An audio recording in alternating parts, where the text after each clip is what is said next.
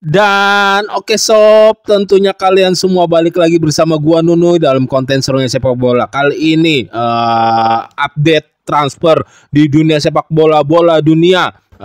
Yaitu yang pertama di konten ini mau gue bahas yaitu dari tim FC Bayern Munchen yang berbenah, yang bergerak cepat di bursa transfer musim panas. Ini kan kalau Munchen bergerak bergerak di bursa transfer begitu gencar, begitu kayak kelihatan, begitu terpantau tuh termasuk jarang lah sob ya di untuk klub Bayern Munchen itu sendiri. Tetapi dia kali ini mendatangkan dua pemain yang gue bilang, satu pemain yang sangat pantas banget, sangat layak banget.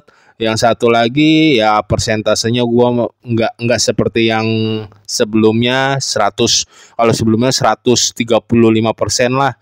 Kalau sebelumnya kalau yang satunya si gelandang Portugal ya bisa dibilang cuma 70%, 75% lah, karena di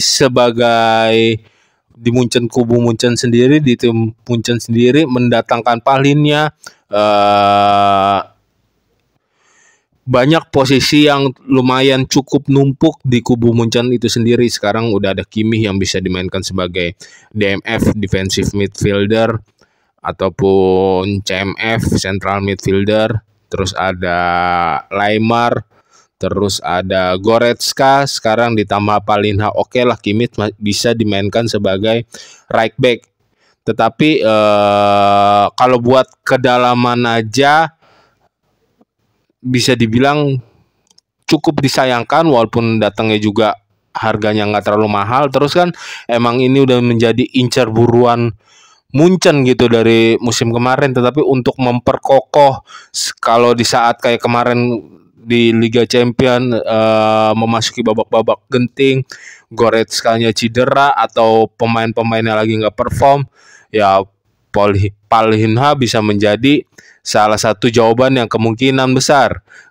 Palhinha ini menurutku ya bukan gelandang bertahan yang buruk. Dia mampu mendongkrak performa Fulham, menaikkan performa Fulham sehingga Fulham bisa berbicara di Liga Inggris musim lalu, merepotkan tim-tim, memberi persaingan. Dia berada di middle papan tengah, bahkan menjurus ke atas, terus bisa tampil positif walaupun akhir-akhir gitu kan sering tampil drop ya. Tetapi kebangkitan permainan Fulham, top performnya permainan Fulham, salah satunya ya berkat gelandang Palhinha sendiri. Tetapi kalau dibandingin dengan Kimmich, dengan Goretzka, ya performanya, nilainya, overallnya ya gue bilang gue masih di bawah itu. Cuman kalau untuk, kan ada gosip transfer juga, rumor transfer juga kalau Kimmich ditawar oleh beberapa klub lain.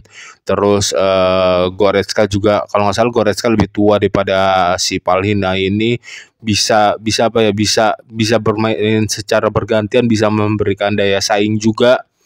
Ya, tapi persentase gua kenapa dia pilih Palhinha yang tidak bisa didatangkan dari musim-musim sebelumnya, khususnya musim kemarin.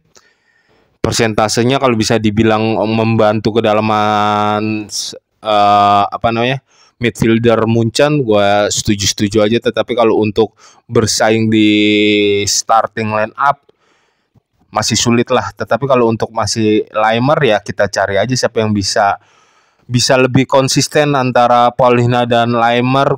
Sementara kan musim lalu ketika Kimmich ditaruh di posisi right back yang mengisikan Lemar. Tetapi kalau bukan tidak mungkin, pemain kan nggak ada yang tahu, kita kan nggak ada yang tahu pemain bola kapan sih underperformnya, kapan sih mentalnya drop, kapan sih nggak bisa menunjukkan permainan terbaiknya.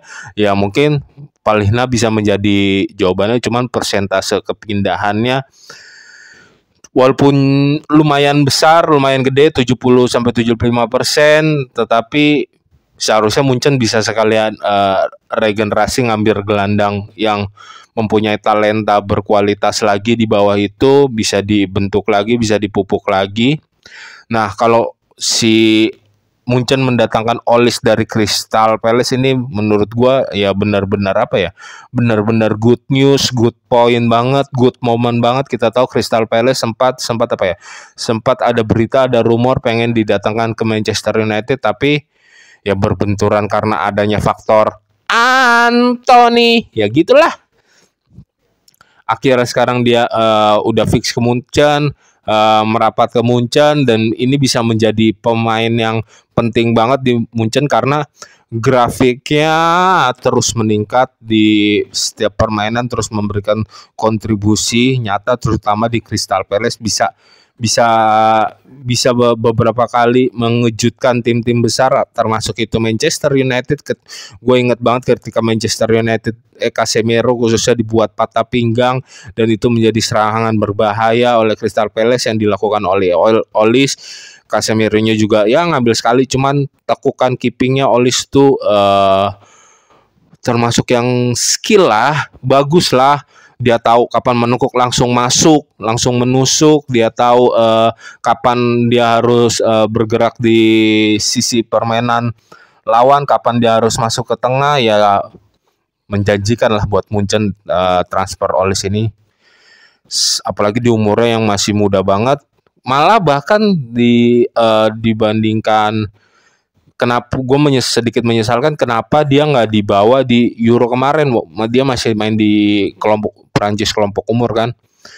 Kenapa nggak langsung dibawa aja? Dia memberikan kontribusi nyata kok daripada yang cuman dribble doang kayak Dembele kemarin. Lagi drop banget. Griezmann lagi ancur-ancuran juga parahnya. Ya seharusnya masukin aja Olis biar sekalian ketahuan Prancis regenerasi. Dan ini Sané juga nggak bisa perform kan di timnas Jerman kemarin. Ya saatnya posisinya Sané bisa terancam, mungkin terancam banget gue bilang sob, berkat kedatangan Olis ke Bayern Munchen ini. Oke, kalau menurut kalian gimana?